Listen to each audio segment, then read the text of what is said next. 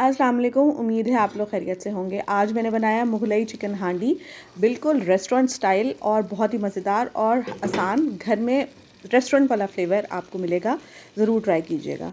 सबसे पहले शुरू करते हैं जी तेल से।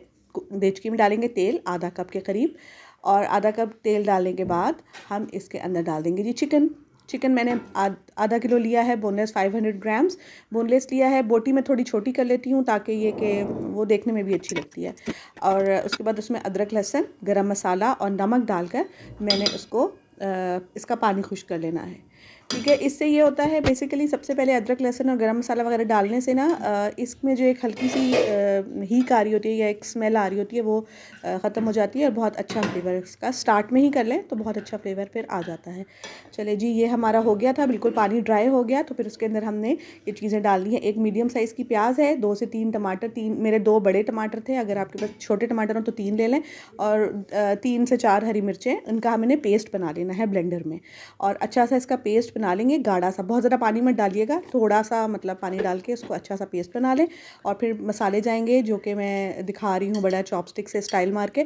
धनिया, लाल मिर्च पाउडर और हल्दी, क्वांटिटीज़ लिखी हुई आ रही हैं। और मैंने कश्मीरी लाल मिर्च भी डाली है, क्योंकि कश्मीरी लाल मिर्च से एक अच्छा सा कलर आ जाता है। अगर आपके पास नहीं हो ना तो ना डालें, कोई इसमें ऑप्शनल है, वो उसका ऐसा कोई फ्लेवर तो होता नहीं, बस कलर अच्छा होता है। फिर हम इसको ढक कर इस मसाले को पकने रख देंगे, और इतना पकाएंगे तकरीबन, ये तो 10-15 मिनट में ही। चिकन बोनलेस है और बोटी भी थोड़ी छोटी है, तो ये तो फटाफट ही गल जाएगा।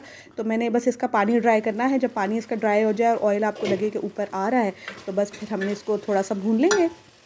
और यह देखें बड़ा अच्छा तैयार है। और अब हमने एंड में ये चीज़ें डालनी है, एंड तो नहीं भी आया, लेकिन इसमें डालनी है जी काली मिर्च और कसूरी मेथी, तकरीबन 1 खाने का चम्मच, और हरी मिर्चें ये मैंने डाल देनी है इसके अंदर, और इसको मिक्स कर लेना है। अच्छा, काली मिर्च इस टाइम पे डालने का मकसद ये होता है कि काली मिर्च अगर स्टार्ट में डालें ना तो वो सालन जो है वो काला हो जाता है, इसलिए बिल्कुल एंड में डालें।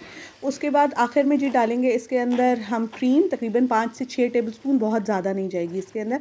और उसके बाद मैंने 2 से 3 टेबल स्पून जो है ना दूध का डाला है, ताकि थोड़ी ग्रेवी ज़रा रनी सी हो जाए, थोड़ी सी ज़रा रनी का मतलब शोरबा तो नहीं बना रही, लेकिन थोड़ा बेहतर हो जाए। उसके बाद मैंने फॉइल का एक प्याला बना लिया, अगर आपके पास स्टील का कोई छोटा प्याला हो, उसमें गर्म कोयला रख के और ऑयल देकर उसका धुआं दे दिया, ताकि एक रेस्टोरेंट फ्लेवर आ जाए और बहुत ही मज़ेदार लगे, और इससे बहुत ही ज़्यादा मज़ेदार लगता है।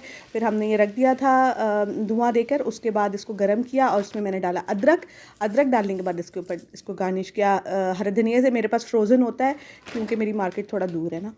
ये हमारी मुगलई हांडी तैयार है, ज़रूर ट्राई कीजिएगा, दुआ में याद रखिएगा, और मेरे चैनल को सब्सक्राइब कीजिएगा।